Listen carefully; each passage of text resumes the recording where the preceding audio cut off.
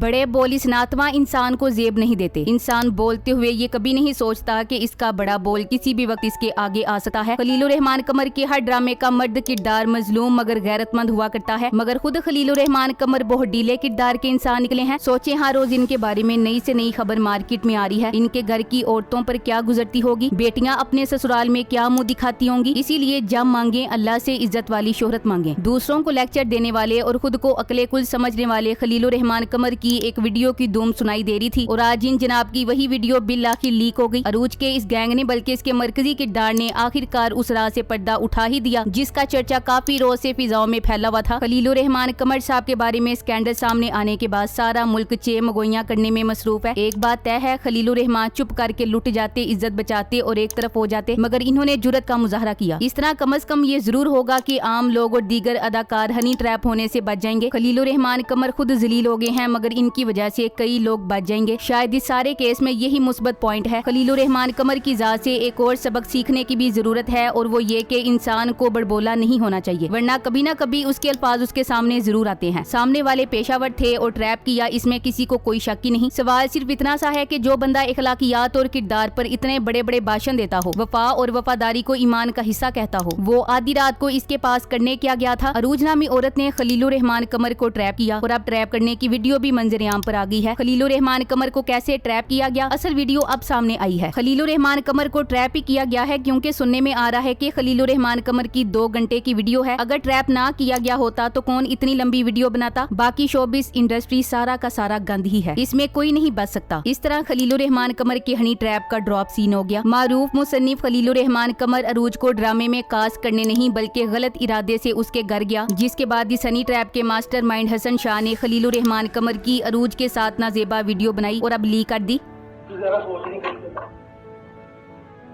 मैं ज्यादा नहीं सोच रही मेरी गल सुन, इत्थे साफ बैठिया पता लग रहा कि सामने 2 कैमरे साफ क्लियर हो रहा है।